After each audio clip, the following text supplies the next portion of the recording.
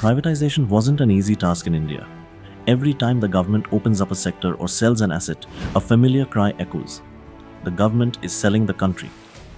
But that couldn't be farther from the truth, because behind every privatization decision lies one simple goal: to make everyday life better for ordinary citizens. Think about it. In the last 3 decades, the average Indian has gone from waiting in queues to clicking on screens, from begging for a service to rating it online. And the single biggest reason that transformation happened is competition. This isn't a story of policy, it's a story of people, of how India moved from bureaucracy to service, from scarcity to choice, and from silence to accountability. For decades after independence, India's economy was built on public ownership. The belief was noble: the state must control industries to ensure equality. But in practice, it created inefficiency. If you wanted a landline from BSNL in the 1980s, you could wait months, sometimes years. If you wanted to fly, you had to fit your plans to the few routes Indian Airlines offered. If your electricity failed, there was no one to call. There was no competition, no customer care, and certainly no urgency. The phrase, "the customer is king," simply didn't apply. The ideology came from the global mood of the 1950s. The Soviet Union looked powerful, and central planning felt modern. India copied that model: 5-year plans, licenses, state monopolies. It sounded fair in theory, but in reality, it bred red tape, corruption, and apathy. Then came 1991. A financial crisis forced India to look in the mirror. With barely 2 weeks of foreign reserves left, Prime Minister P.V. Narasimha Rao and Finance Minister Dr. Manmohan Singh took a gamble. They opened up the economy. Telecom, aviation, banking, insurance, energy. One by one, doors unlocked. Private competition entered, and something subtle shifted. For the first time in decades, citizens became customers.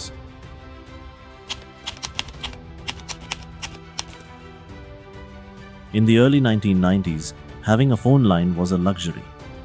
A long-distance call could cost 16 rupees a minute. People applied for landlines and waited months. Then came Airtel, Hutch, and later Jio. They broke the monopoly and the silence. Suddenly, anyone could get a SIM card in minutes.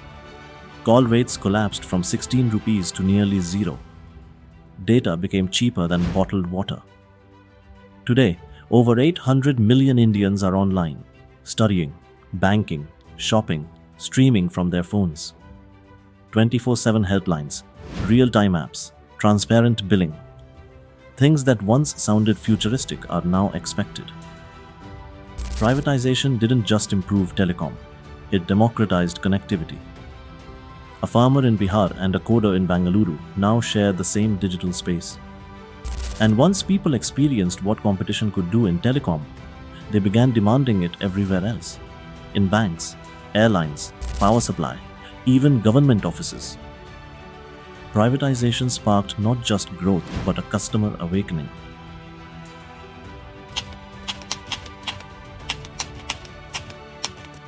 Before 1994, only 2 state-run airlines ruled India's skies: Air India and Indian Airlines.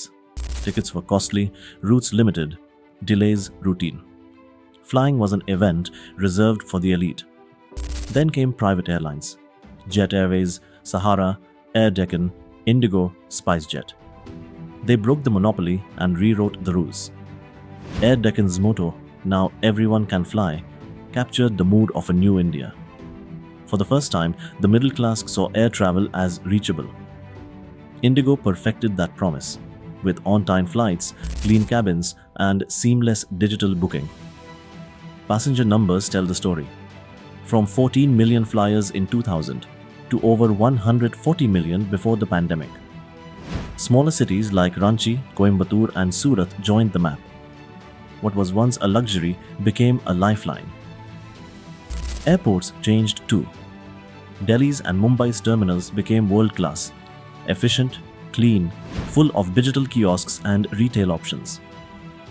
Online check-in, real-time baggage tracking, instant refunds, things unthinkable in the 90s. Flying was no longer a privilege, it became an option.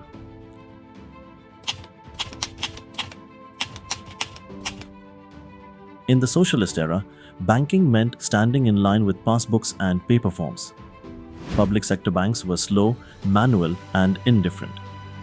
Then private players arrived: HDFC, ICICI, Axis, Kotak, bringing something revolutionary: respect for the customer's time.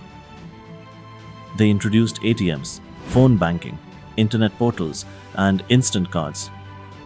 Opening an account took minutes, not weeks. Loans became data-driven, not paper-driven. Then came fintech.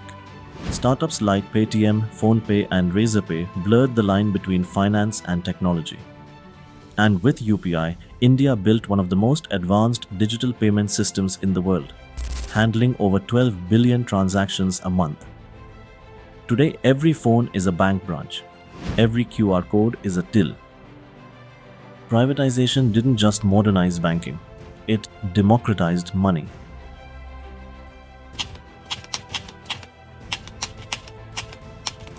For anyone who remembers the 1980s, power cuts were routine. Whole cities went dark for hours. State electricity boards were overstaffed, underfunded, and unresponsive. In 2002, Delhi became a test case. Distribution was handed to Tata Power DDL and BSES. Within a decade, transmission losses fell from 50% to below 10%. Customer complaints plummeted. Across India, public-private partnerships built the roads, metros, and airports we use today. Drive on the Mumbai-Pune Expressway or the Yamuna Expressway, and you'll see what competition can build.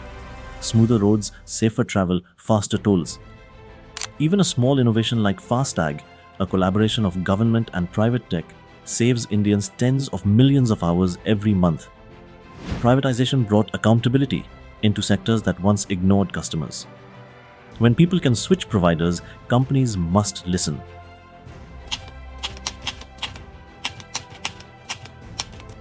Before liberalization, entertainment meant Doordarshan. One channel, one viewpoint, one voice. Privatization exploded that monopoly. ZTV, Star Plus, Sony, Aaj Tak. Competition gave India colors, languages, and opinions. By the 2000s, DTH services like Tata Sky and Dish TV multiplied choice. Hundreds of channels, flexible packs, on-demand films. Then came streaming: Netflix, Prime Video, Disney Plus Hotstar, Jio Cinema. Cheap data turned phones into theaters. Today, India is one of the largest online video markets in the world.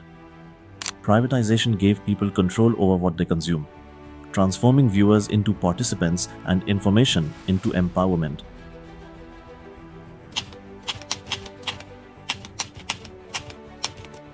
Privatization didn't just fix products, it changed behavior.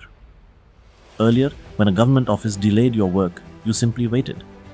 There was no feedback loop, no escalation, no competition. Today, if your telecom bill is wrong, you tweet. If an airline loses your bag, you post it online. If your bank delays a refund, you tag the regulator. Bodies like TRAI, SEBI, and IRDAI ensure transparency and protect consumers. Performance data, complaint numbers, punctuality scores, all public. That visibility built something priceless: trust. When citizens believe systems respond, they stop depending on contacts. They start believing in process. Privatization made firms compete, but it also made them creative. Jio's free data gamble forced every telecom to reinvent itself. Indigo's punctuality promise reset airline standards. HDFC's AI-based credit scoring modernized finance. Hotstar's free cricket streaming reshaped entertainment. Even government platforms adapted. IRCTC, Passport Seva, DigiLocker, all built to private sector efficiency levels. Privatization didn't replace the state. It challenged it to perform. For decades, Indians accepted poor service as fate. Today, they expect excellence. They rate review, switch, and complain instantly. If a restaurant delivers late, they leave a 1 star. If a bank charges hidden fees, they move. That awareness is the biggest reform of all. It turns citizens into stakeholders and consumption into a form of expression. Good service is no longer a luxury, it's a right. And that confidence has rippled into governance too. People now demand cleaner streets, faster passports, safer trains, because privatization raised the bar everywhere. No group benefited more than India's middle class. They remember standing in queues in the 1980s and tapping on apps today. They were the first to adopt, the first to criticize, the first to expect more. Privatization gave them speed, convenience, and dignity. It taught them that their time matters and that service isn't charity, it's a contract.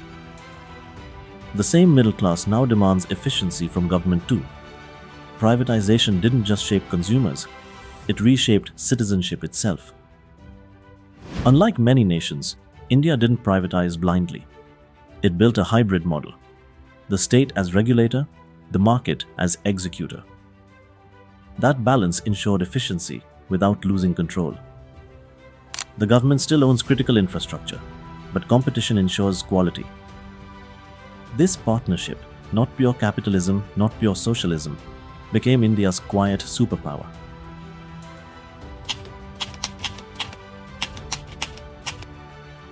Of course, not everything worked perfectly. Some sectors saw predatory pricing, others drifted toward monopolies. Rural coverage still lags, and customer care isn't flawless. But here's the difference. Today, people notice. They demand accountability, refunds, better treatment. And that constant pressure keeps companies improving. Privatization isn't a one-time policy. It's an ongoing negotiation between service and expectation. When you zoom out, privatization is really about mindset. In 1991, India moved from a culture of scarcity to a culture of choice. From waiting patiently to demanding performance. From pleading for service to expecting it as a right. It's not just economic reform. It's a social evolution. Because when people expect better, the nation becomes better. Privatization is often portrayed as selling the nation's assets.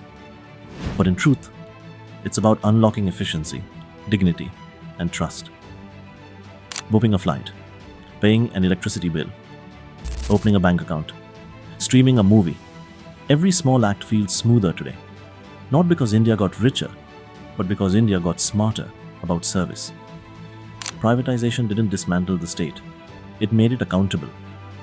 It didn't weaken democracy. It strengthened choice. And it didn't just improve customer service. It redefined what it means to be a citizen. The India of today expects good service not as a luxury, but as a birthright. And that, more than anything, is the true impact of privatization. If you found this story insightful, subscribe to Periscope, where we decode the biggest shifts shaping India's economy, policy, and future, one story at a time. Because understanding change is the first step towards shaping it.